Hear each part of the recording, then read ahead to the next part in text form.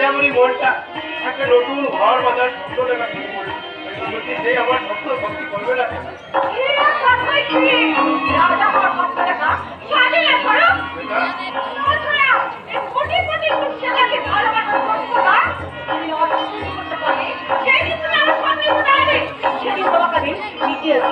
জড়িয়ে ধরে বলবো I love you so, I love you,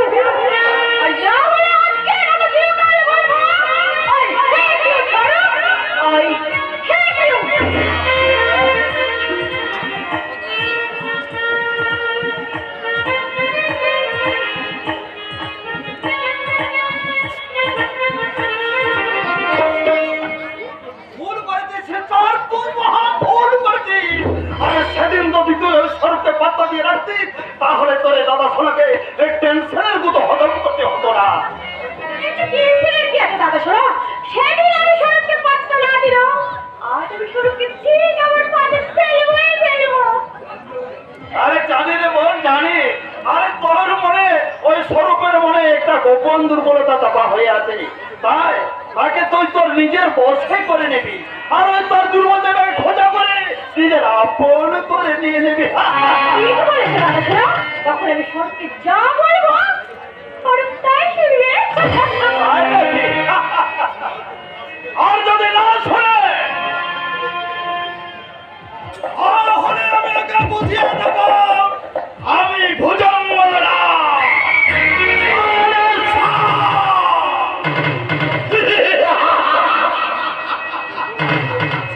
আর শিকারের বুঝে না গিলতে গেলে অজগরকে পেট ফোড়ে মরতে হবে মিস্টার নাথ। আসল আসল মিস্টার সলাল, এতক্ষণ আপনার কোথায় আমরা আলোচনা করছিলাম। আরে আপনি বলে ওকে পুলিশ করে দিচ্ছে করে দাদা শোনা আমার খুব কাছের বাড়ি আমি আমার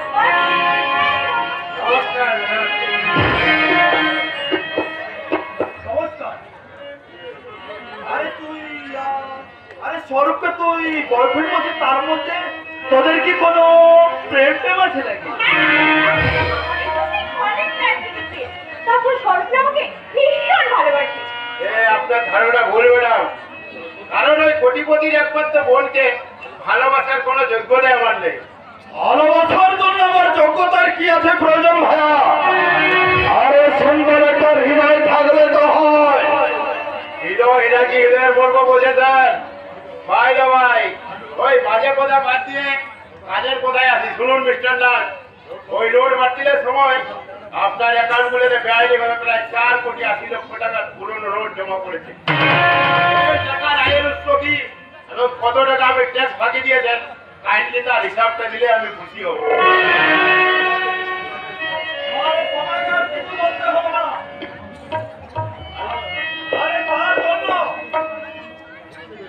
হিসাবের মোটা অঙ্কের টাকা আমি তোমার অ্যাকাউন্টে ট্রান্সফার করে দেব। আর তার জন্য ফাইলটা কন্টেবিলে চালান করতে হবে। আমি তোমাকে সেই সাজেশনটা খুব ভালো দিয়ে দেবো।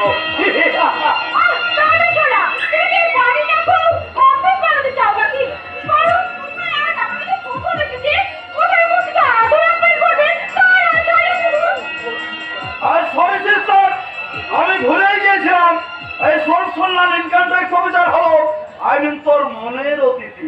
আরে কাজে তোকে তুই ওর বেডরুমে নিয়ে গিয়ে খুব ভালোভাবে এন্টারটেনমেন্ট করবি।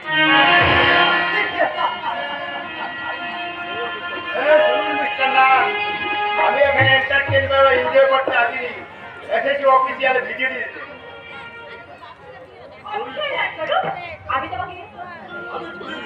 আমি ভুলে গেছিলাম সীতা ওই স্বরূপ সল্লাল ইনকাম ট্যাক্স অফিসার হলো ওর জন্য তোর ভালো ব্যবস্থা করো।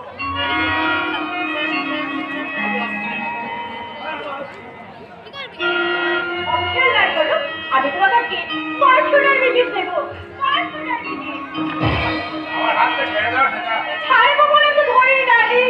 সেদিন আমি তোমায় বলেছিলাম না যেদিন তুমি আমাকে ভালোবাসার যোগ্যতা অর্জন করতে পারবে সেদিন তোমাকে আমি লিপস্টিক করে জড়িয়ে ধরে বলবো I love you স্বরূপ, I love you।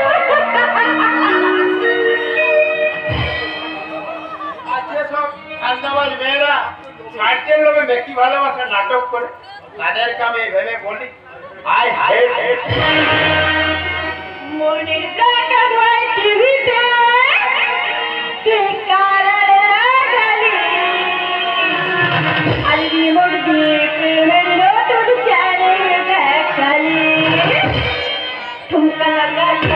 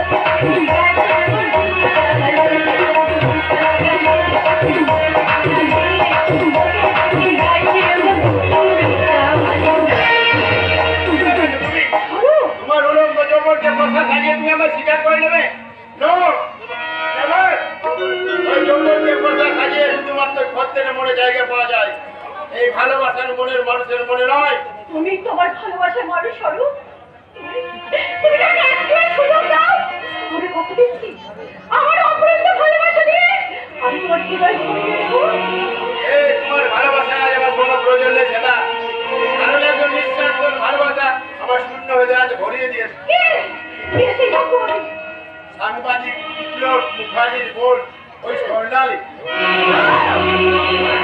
আমি তাকে বিয়ে করবো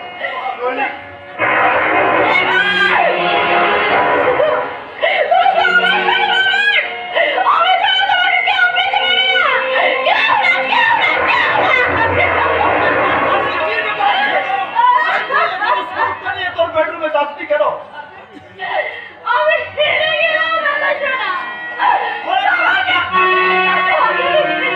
আরে কাঁদছিস কেন? আরে কার কাছে হেরেছিস?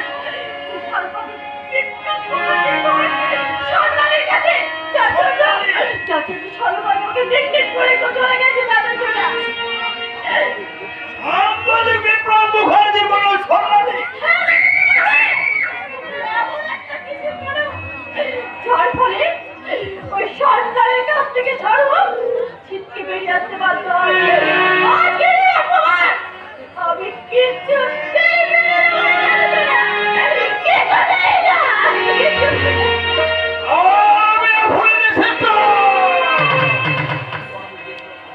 সাংবাদিক বিপ্লব মুখার্জি আমার বিরুদ্ধে কলম ধরতে শুরু করেছে।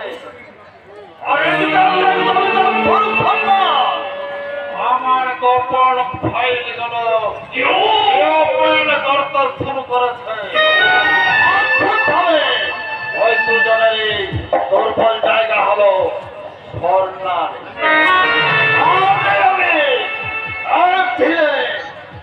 তিনটা পাখি শিকার করবো তারপর আমি বুঝিয়ে দেব আমি ভুজঙ্গ না ওই শক্তিময় সংসারকে যে ওই শক্তিময়কে শেষ করে দিতে পারলে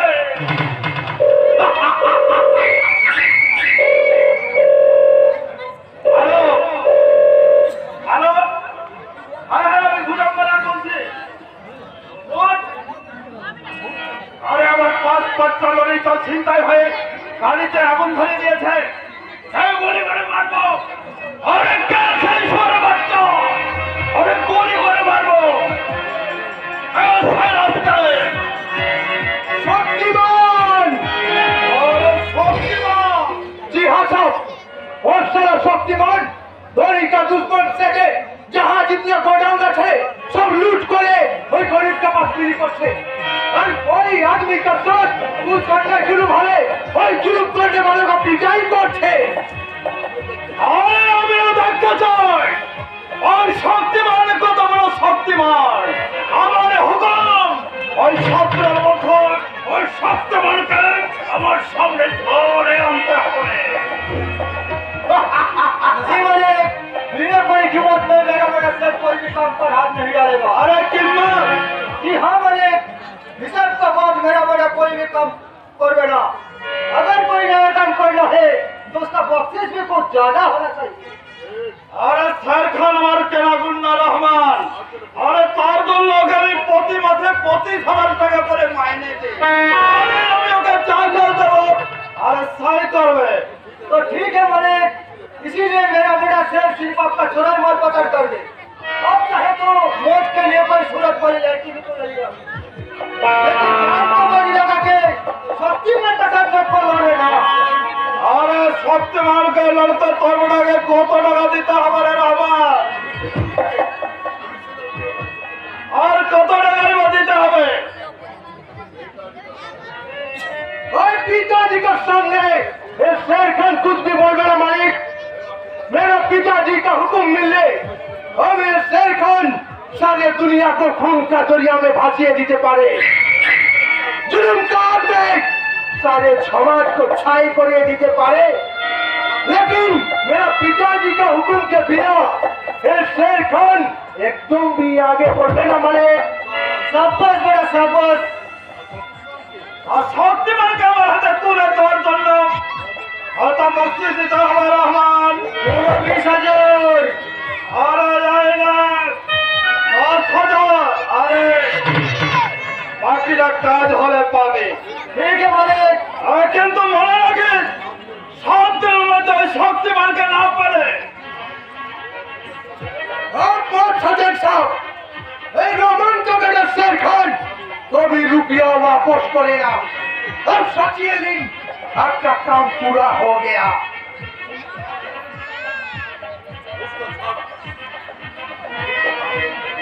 রহমান उसका साथ और एक छोड़ा पकड़ लीजिए मालिक। सारा सुअर सुअर बच्चा रिपोर्टर विक्रम मुखर्जी अपने नाम में उल्टा सीधा रिपोर्ट लिखना शुरू करे थे। अब चाहे तो मेरा बेटा शेर उसका भी मौत का रिपोर्ट लिखे देवे। আরে না রহমান, আর রিপোর্টার বিপ্লব মুখার্জির যোগ্য জবাব দেওয়ার জন্য আরে তোর জন্য আমার সব কথা তৈরি হয়ে গেছে। बेटा शेर, ये पिताजी सारी दुनिया ढूंढ के 7 दिन के अंदर शक्तिमान को यहाँ हाजिर करना चाहिए। याद रखना बेटा, तू शेर का बच्चा शेर है। शेर का काम और बात एक होता है रे बेटा, काम और बात एक होता है, याद रहेगा पिताजी। और इसके साथ वो फूल वाली को भी अभी छोड़ देना। আরে ফুলওয়ালি और साली हमारे नाम में झूठा इल्जाम लगे थे, इसीलिए वो फूल वाली के लिए हम थोड़ा खाना पीना का तेरा कर दे, खाना पीना का तेरा। তোকে লোটা বেরিয়ে গিয়ে তোর হাত পা ভেঙে তোর রেলা আমি গুছিয়ে দেবো রে রাজকে। আমি এই পোড়ার জায়গা চালার সাব ইন্সপেক্টর হয়ে জয়েন করার পর মুহূর্তে তোমার যে কুকিরকে আমি জানতে পারলাম, তাতে বুঝতে পারছি তোমার সাথে আমার সম্পর্কের সেতু বেশি দিন থাকবে না। আরে কাঞ্চন, আরে তুই কি ভুলে যাচ্ছে আমি এই পোড়ার জায়গা চালার সাব ইন্সপেক্টর হয়ে তোমার যে কুকিরকে আমি জানতে পারলাম, তাতে বুঝতে পারছি তোমার সাথে আমার সম্পর্কের সেতু বেশি দিন থাকবে না। আরে তোদের পুলিশ অফিসার হয়ে ঘুরতে বড় বড় মেজাজি দেখাচ্ছিস রে। আরে তুই বোধহয় জানিস না এই তোর চাকরির জন্য আমাকে তোদের তো সুপারিশ করতে হয়েছে। আমার সুপারিশে আমি আইনের অফিসার হয়েছি বলে ভেবে আছে, আমার আইন তোমার কেনা গোলাম হয়ে থাকবে। জীবন নিয়ে তুমি রাজনীতিক জো খেলা নিয়েছো, আর চোরাচারের ব্যবসা শুরু করে এই সভ্য সমাজটাকে তুমি নরক বানাতে চাইছো। আর তোমার এই সাহসী হয়ে এশিয়ার খান দিনে দুপুরে মা বলবে সম্মানহানি করতে সত্যি তা প্রমাণ করতে আমি এশিয়ার খানকে অ্যারেস্ট করলাম।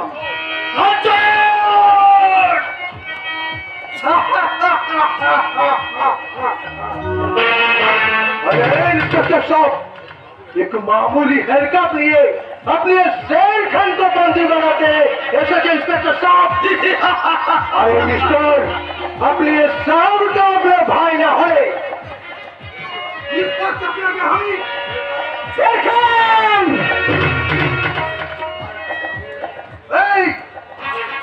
আর একটা কথা বললে তোর মাথাটা আমি ছাতু করে দেবো।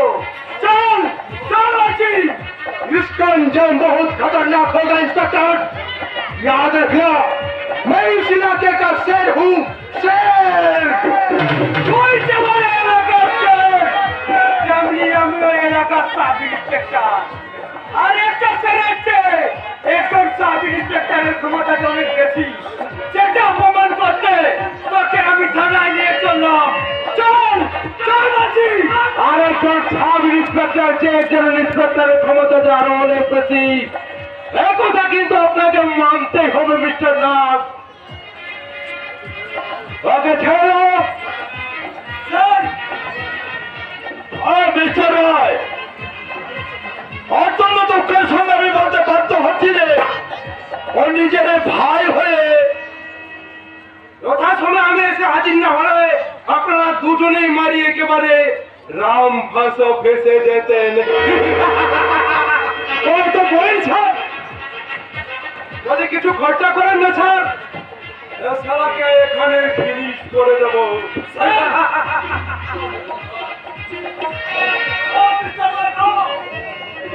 ও আমার সৎ মায়ের সন্তান, সৎ মায়ের। ও তাই বলে রে, একই মেয়ের পেটের সন্তান এমন শের আর এমন শ্রীগাল হই কি করে?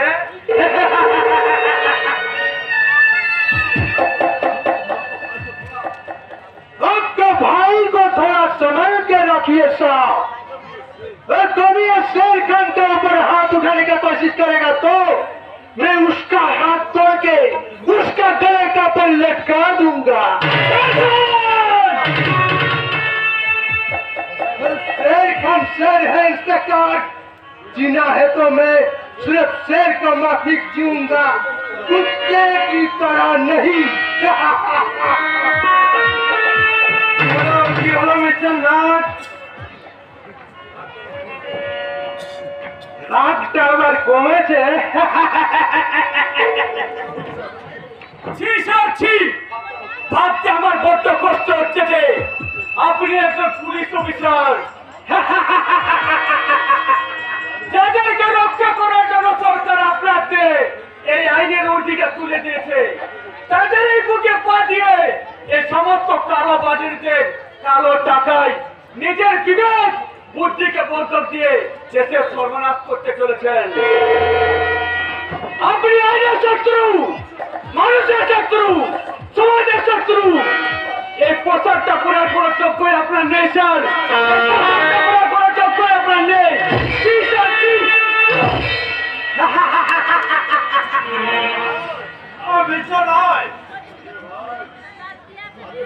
আরে ভাই, কোন জায়গায় কটা যোগ্য লোক আছে তুমি বলতে পারো?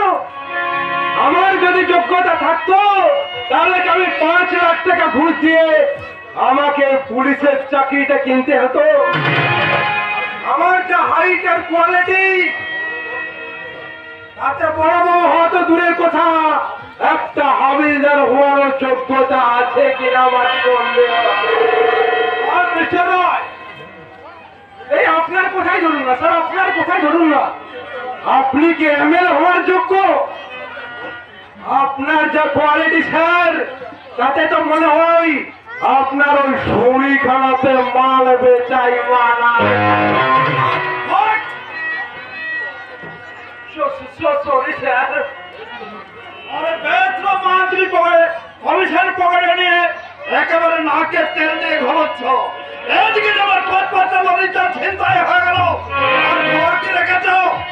আপনার ভোগে না থাকলে আমি কি করব স্যার? আর মানে স্কুলের বাচ্চাদের মিড ডে মিলের জন্য আসা সরকারি চাল আপনি গোপনে চুরি করে বিক্রি করতে চেয়েছিলেন, কিন্তু ভগবান বলে কেউ তো আছে স্যার, তাই বোধহয় চোরের উপর পাটবাড়ি হয়ে গেল। তবে তবে আপনি একদম ভাববেন না স্যার, আপনি একদম ভাববেন না, 24 ঘন্টার মধ্যে আপনার ওই পাটবাড়ির মাল ফেরত পেয়ে যাবে। হ্যাঁ বুঝেছি। আর শক্তিমানকে ধরার জন্য তোমাকে কত টাকা দিতে হবে? ছি ছি ছি ছি ছি ছি স্যার, আমার কাছে এখন টাকা মাটি আর মাটি টাকা দুটো সমান। তাই তাই বলছিলাম স্যার, আপনি যদি আমার 2 মুঠো মাটি, না না সরি স্যার, ও 2 কাঠা জমি স্যার টাউনের বুকে ব্যবস্থা করে দেন স্যার। আর কতদিন স্যার তাহলে কোয়ার্টারে পড়ে থাকবো স্যার? একটা বাড়ি টাড়ি তো বানাতে হবে নাকি? তবে তবে আপনি কিন্তু একদম ভাববেন না স্যার, একদম ভাববেন না। যে চাল চুরি করে আপনার চাল লুট করেছে তার গোষ্ঠী শুদ্ধকে আমি এখানে হাতে ঢুকাবো। বলো কে আপনার চাল ছিনতাই করেছে?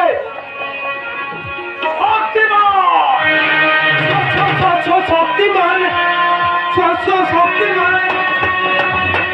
আরে একে আপনি শক্তিমান নাম কথা কেন উঠলেন কেন? ভয়ে খান।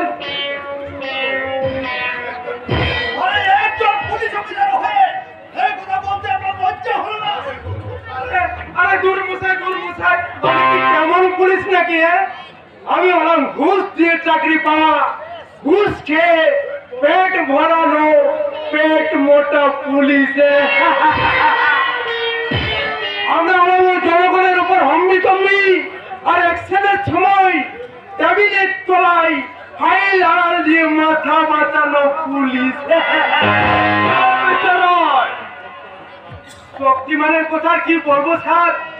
যেখানে অন্যায় অত্যাচার হচ্ছে, খুন রাজধানী হচ্ছে, সেখানে শক্তিমান উদিত হয়ে জুলুমকারীকে বেধড়ক পেটাচ্ছে।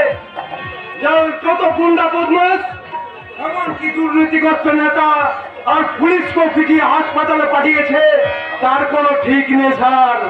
ও বেটা বোধহয় ওই আপনার উপর টার্গেট করেছে স্যার। আরে আমার উপর টার্গেট করেছে? আমি যদি ওই আপনার ওই 2 নম্বরই কারবার সঙ্গী জানতে পারলে ওই শক্তিমান হয়তো আমাকে আমি ভরে যাবো। ওই রাস্তা যদি আমাকে শক্তিমান পেয়ে যায় স্যার, স্যার কাউকে আমায় বোর্ডিং করে পাঠিয়ে দিন না স্যার, কাউকে বোর্ডিং করে পাঠিয়ে দিন না স্যার।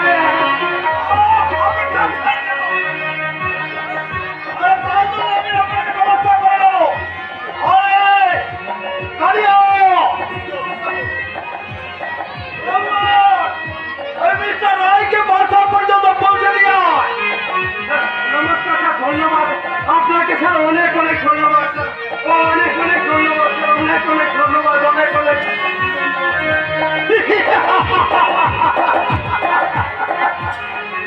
শক্তিমান, আমি আমার উপর যতই শক্তি প্রয়োগ করে সর্বনাশের সব কষ্ট চালাচ্ছ, আমি তোমাকে নির্মূল করে চিরতরে ম্লান করে দেবো।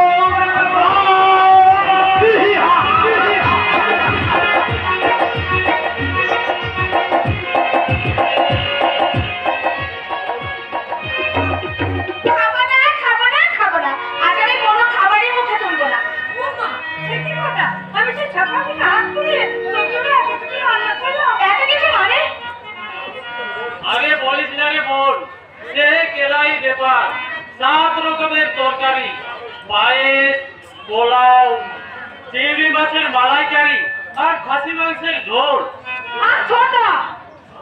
আরে সকাল থেকে এসব বাজার করতে করতে আমি তো হিমশিম খেয়ে যাচ্ছি। তারপরেও যদি বলে কোনো খাবার মুখে তুলবো না, তখন মনে কত কষ্ট হয় বলো তো? অনেক কষ্ট পেয়ে কোনো লাভ নেই বৌদি। ও খাক না খাক আমরা তো আছি না। ও মাতা কথা তুমি যার জন্মদিন সে কিছু খাবে না অথচ তোমরা জন্মদিনটা তো উপলক্ষ বৌদি। আসলে উজু আছে আমরা একটু চোপচস্ত করে খাওয়ার সুযোগ পাবো। তুই তো জানিস সরকারি আমাদের বৌদির হাতের রান্না 5 স্টার হোটেলের খাবার তো হার মানায় না। মানিস তো চল একটু দেখে দেখি। আর বলছি আমি কিচ্ছু খাবো না। তাহলে আর কি করা যাবে? আমরা না হয় ওগুলো অবশ্যই একাধিক লাখ এমন কিছু ক্ষতি হবে। ক্ষতি হবে না মানে দুজনে খেলে আমার পেটটা চলে যাচ্ছে তবু আমি কিছু খাবো না। ও মা সে কি কথা তোমার তো খেলে পাচ্ছে তবু বলছিস কিছু খাবো না কিন্তু কেন? রাগে রাগে রাগে আমি ভীষণ রাগ করেছি। কি বলছি ওসব করতে নেই। আজ তোর জন্মদিনে আজ যদি তুই রাগ করে বসে থাকিস তাহলে আমাদের কি ভালো লাগবে? আমারও কি ভালো লাগে ছোট্টা আমার জন্মদিনে আমাকে একা একা মরমরা হয়ে বসে থাকছিস। সরকারি জীবনের সবথেকে কাছের মানুষ যেমন তোমরা তেমনি তার জীবনে তার প্রিয় আপনজন হচ্ছে তার বর্তা। সেই বর্তা যদি কাছে না থাকে তাহলে কি আমার আনন্দ করতে মন চায়? তুমি একদম হারিয়ে বলেছিস। তুমি কি জানো দাদা আগের মতো আমাকে আর ভালোবাসা হয় নাকি? আর তাই যদি বাস্তু আজকে স্কুল নেই সে বাইরে যেতে পারতো না।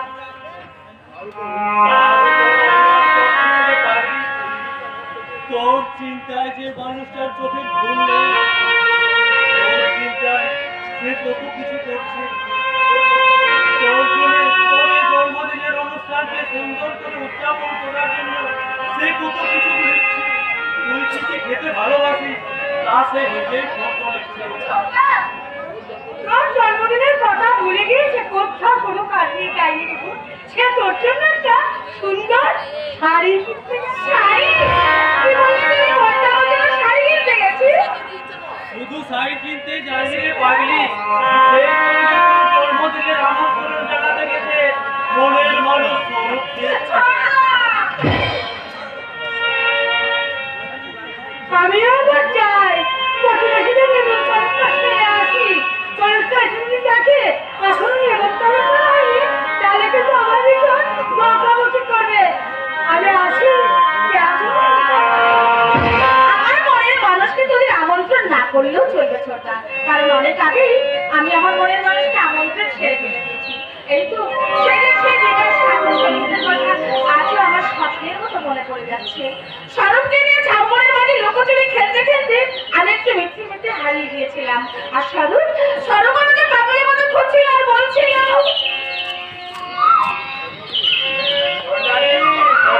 তুমি কোথায়? খেলতে খেলতে তুমি কোথায় হারিয়ে গেলে? হে ভগবান, তুমি হারিয়ে গেলে নাকি এই সাগরের উত্তাল ঢের মাঝে পড়ে গিয়ে আমার সন্ন্যাসী? না না না, তা যদি হয় তাহলে আমি ওই উত্তাল ঢের মাঝে ঝাঁপিয়ে পড়ব। আমি তো তোমার কাছে ভাবলাম তুমি বড় করে পড়তে। আমি তোমাকে ছেড়ে শান্তিও যাবো না, কারণ তুমি আমার কাছে থাকলে সেটাই হবে আমার তোমার হাত ধরে আমি পৌঁছে যেতে চাই সেই স্বর্গের সন্ধানে।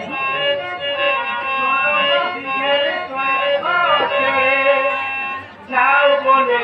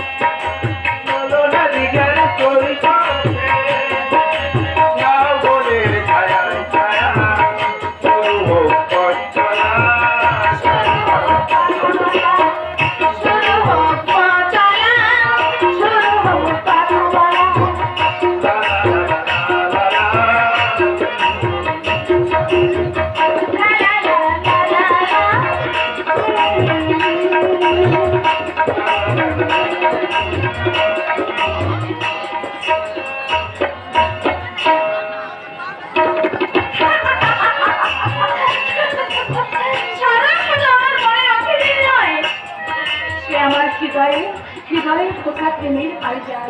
তাই তো সেই বাড়ি যাচ্ছি আমি সাজাতে আমার এই হৃদয়ের ফুলদানিতে আমি সারা জীবন যত্ন করে রেখে দেবো, সারা জীবন যত্ন করে রেখে দেবো।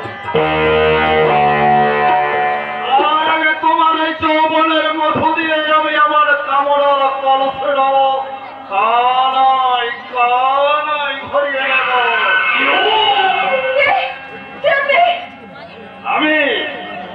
আমি এখানকার ভুজঙ্গনা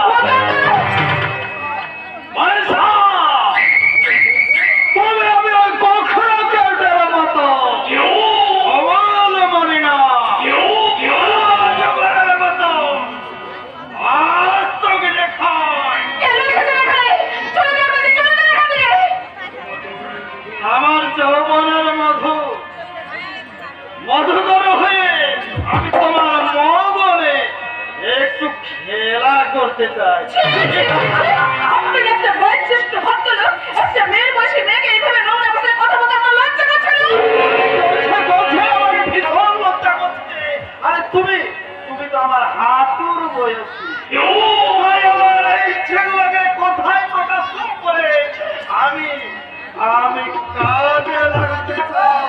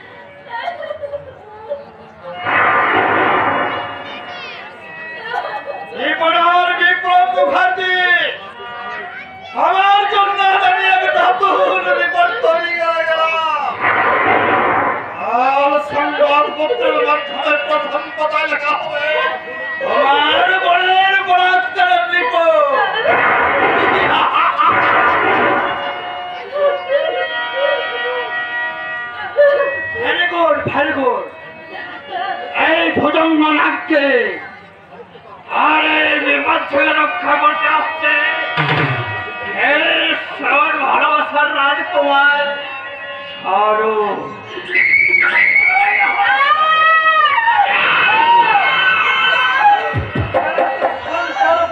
কিছু ঘটলো আর জন্য তাই তোর প্রেমিক সরো যদি একটা কথা বলেছিস তাহলে তোর তোমাকে আমি গুলি করে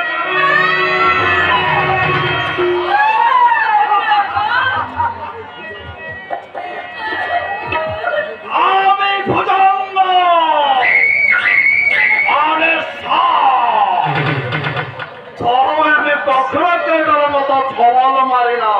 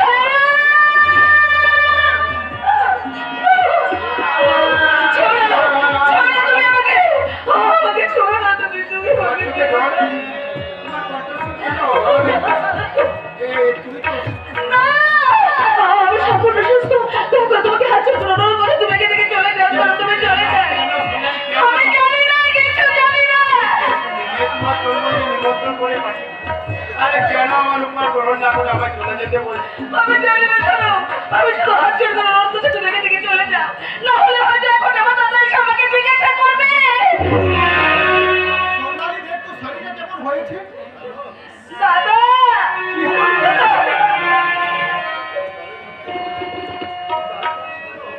শুধু দাঁড়িয়ে থাকি কেন? আয় দেখ আচ্ছা বোন, দাদা দাদা বলেছে তুই আগের মতো আমার মুখে ঝাঁপিয়ে পড়। আমি আমার একটু ভাব দিয়ে তোর বেদনা সব কষ্ট আমি মুছিয়ে দেবো। তোমার এই হতভাগিনী আমার থেকে তোমার স্পর্শ করো না। সোনালি তুই হ্যাঁ, একে চালো হারে লাগা সব সবাই তোমার আদরের বোন সন্তানে আজ কলঙ্কিনী, সে ধর্ষী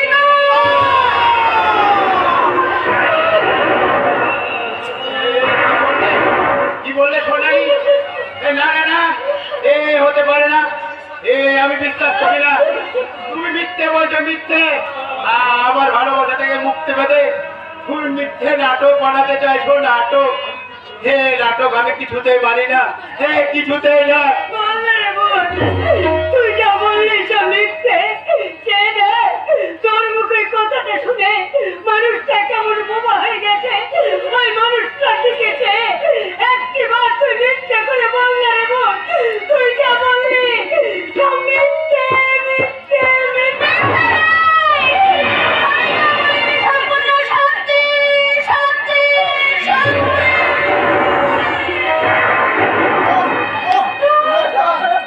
ওগো আধুনিক সভ্য সমাজ, ওগো দেশের শিক্ষিত বিবেচিত জনগণ, আর কতকাল তোমরা আমার পরিবর্তন সাক্ষী নীরব থাকবে?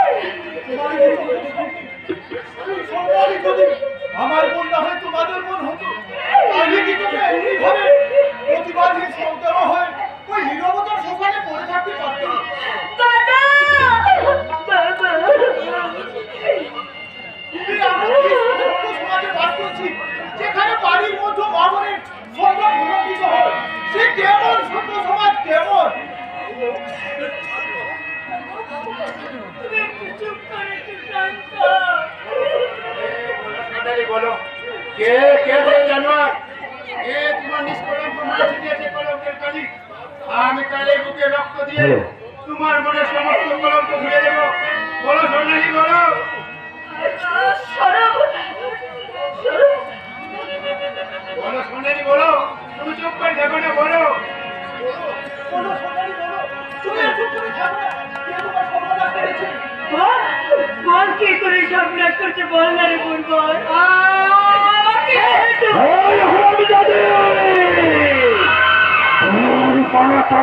যা কিছু ঘটলো একমাত্র দায়িত্বর প্রেমিক স্বরূপ।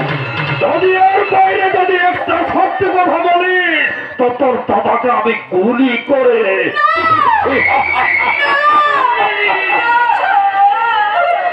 এই বলো সোনালি, বলো।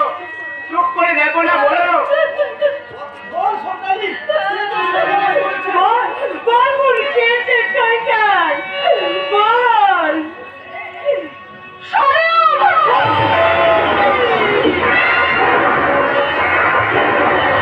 কি বললে সোনালি?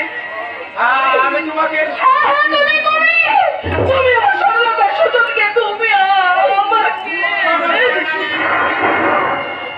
তোমার মিথ্যে হলে আমার এই পৃথিবীটা ভেঙে চলছি হয়ে যাবে, কথা ছিল মনে স্তব্ধ হয়ে যাবে, মিথ্যে হয়ে যাবে ভালোবাসার মধুর সম্পর্ক। এ কাজ তুমি কেন করলে ভাই? আমরা তো তোমাদের সম্পর্কটাকে মেনে নিতে চেয়ে তোমাদের বিয়ে দিতে চেয়েছিলাম, তাহলে কেন কেন তুমি সন্তানী এত বড় সর্বনাশ করলে? বলো কেন? বিশ্বাস করি মোদি, যাকে আমি জীবনের চেয়েও বেশি ভালোবাসি, তার দিয়ে আমি কোনো ক্ষতি করতে পারি না। মিথ্যে ভালোবাসার দোয়া দিয়ে তুই সাথে যেতে চাইছিস? না না সজ্জন, আমার বোনের সর্বনাশ করে তুই কখনো রেহাই পাবি না। তোকে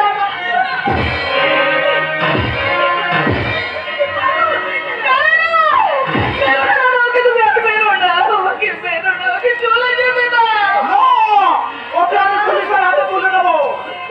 রাজিম দাদা, আপনি আমাকে পুলিশের হাতে তুলে দিন। এ স্বর্ণালী, তুমি নীরব কেন? কে তোমাকে জন্য নষ্ট করেছে তাকে তুমি নিজের হাতে শাস্তি দাও। তোমার মনে তীব্র জ্বালা মেটাতে এই লক্ষ্যর জানোয়ারটার মুখে তুমি লাঠি মারো সোনালি, লাঠি মারো। কি বলেছে সোনালি, যে তোমাকে অন্যের মতো নিঃস্বার্থ ভালোবাসলো এটাই তো তার একমাত্র শাস্তি পাওয়া উচিত।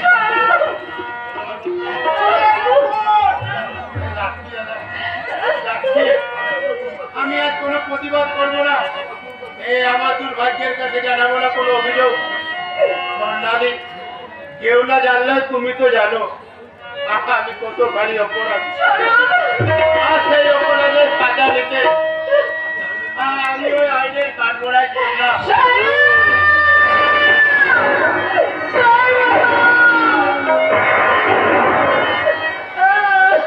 আবার বেলায় কেন যে কেবলি মনে পড়ে গো, কত মনে নিলে কাছে কত কাটি কত মেঘ ধরে গো, শপথের মালাতেও মাঝে মাঝে কাটা লেগে রইল, দেখাইতে দেখা